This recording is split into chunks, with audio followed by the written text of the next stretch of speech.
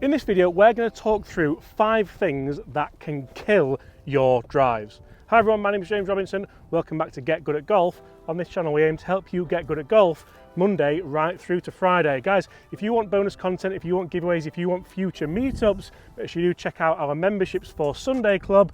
That is steadily building and we are really grateful for all you guys who have joined so far. But today, we are talking about 5 things that could kill your drives. You see, there's nothing more frustrating than going and get fitted for a new driver, going and spending loads of money on a new driver and still not hitting fairways or hitting longer drives. In this video, we're going to cover 5 things that can help you do that. And the first one I'm going to talk about, guys, is your grip. You see, I see people who grip the driver especially quite poorly, and the reason being, I think driver is quite an anxiety inducing club. So if you're on the first tee, you're going to have first tee nerves. If you're on the last tee and you've got a score going, this is a club that you're potentially going to start the hole with unless it's a really tight par 4 or a par 3. So I see people whose grip pressure is absolutely terrible. It's like 11 out of 10 and you're squeezing it really firmly. That tenses the forearms, that in turn tenses, I can't even say that in turn tenses the biceps and the shoulders. So that stops you actually loading up to your top of your backswing and be able to create any power. You can't believe that just a little bit too much grip pressure can stop you being able to turn and create power. Another problem that I see with the grip is that people will either have it too strong, so that left hand on too high, or too weak, where the right hand is on too high as well. Now, this isn't a generic thing. This comes down to how you release the club. And guys, we've got a video coming very soon about how you should grip the club. So make sure you subscribe if you want to see that. But generally what I want to see is a nice neutral grip in turn, where that V in the hands between the index finger and the thumb is pointing towards that right shoulder there.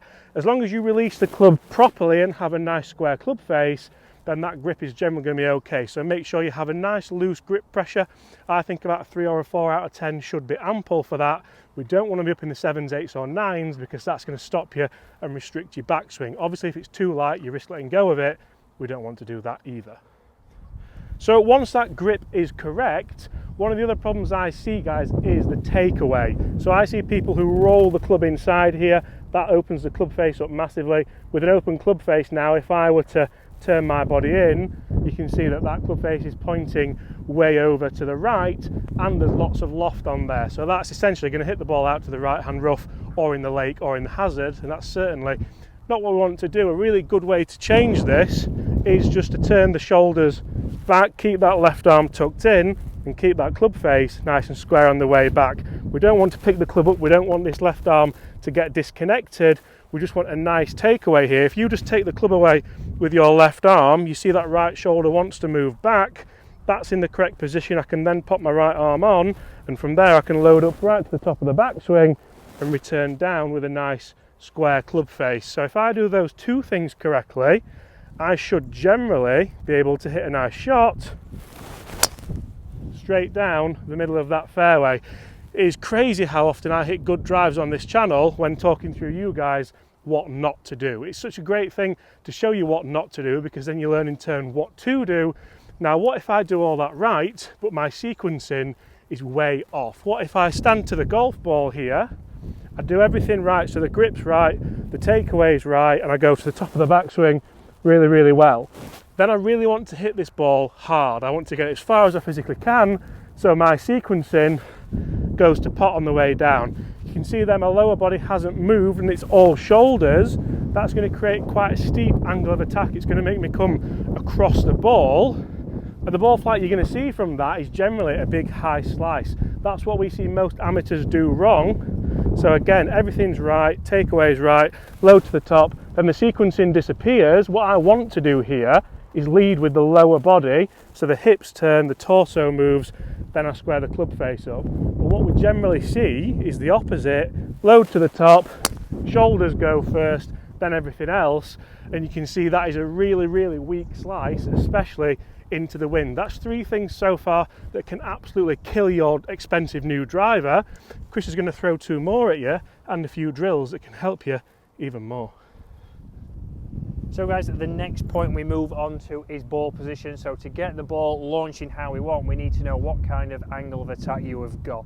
If you are somebody who hits down on the golf ball, then we need to think about where your ball position is. If you have it way forwards and it is teed up really high, that's going to encourage you to be hitting down, and we're going to hit the dreaded shots off the top of that club. If you're somebody who hits it down, you want to probably get it a little bit further back in your stance, just for that, so we can get a little bit more of a centered strike.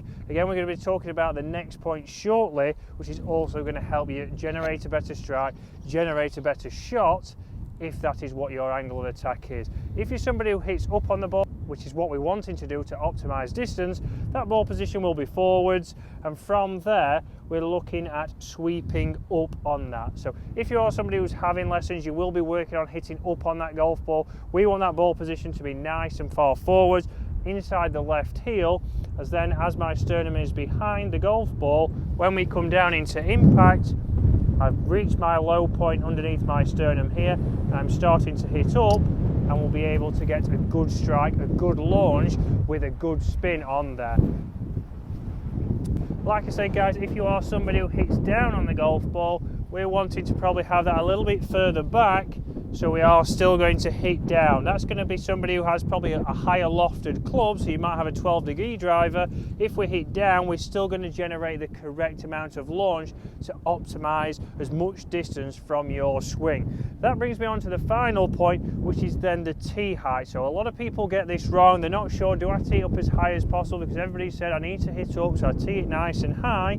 And that is what we want to do if you do have an upward angle of attack. If I'm hitting nicely up on the golf ball, we need that ball to be a little bit higher on the tee, otherwise we're going to be catching it right on the bottom of the driver, and if we catch it on this point here, that is going to launch it low with a lot of spin on there. So we're going to see the fly that launches low, spins up into the air, and we're losing a lot of distance. If we get that ball teed up higher, that's going to hit the center of the face. We then know we're going to launch with optimum spin, we're going to get the correct trajectory, and we're going to get as much out of your driver as possible. If you're the opposite, and like we've said, we want to cater for everybody, so if you are somebody who hits down on the ball, and you know that, because when you've been for a fitting guys, hopefully you've been for a fitting, you should start to know some kind of numbers. Do you hit down, do you hit up on it? And that's how we decide what kind of tee height you have. So all I'm going to do here is I would tee that ball a little bit lower down. You'll see that it's not above the driver, which everybody says it needs to be half a ball above the crown of the driver. If you hit down, we're going to want it lower than that, and then as we come down into the golf ball, we'll have enough loft on your drive. If you're being fitted correctly, it will still launch and will still get everything you need. So guys, you need to think about those 5 things that can kill your driving. Sorry Chris, that is a huge factor as well. If you hit down on the golf ball, a 9-degree low spin driver is no good for you, is it? That's a huge factor that people get wrong as well. Exactly. So when you've been for a fitting, when you know that, you should be getting the correct loft. If you've got a 12-degree, if you get fitted for 12 degrees, that's probably because of your angle of attack. Don't think it's for any other reason, but that's going to help you maximize distance, and it's going to stop the 5 things that can kill your driving. So guys, hopefully you enjoyed that. Hopefully that's going to help you get good at golf, and we'll see you again tomorrow.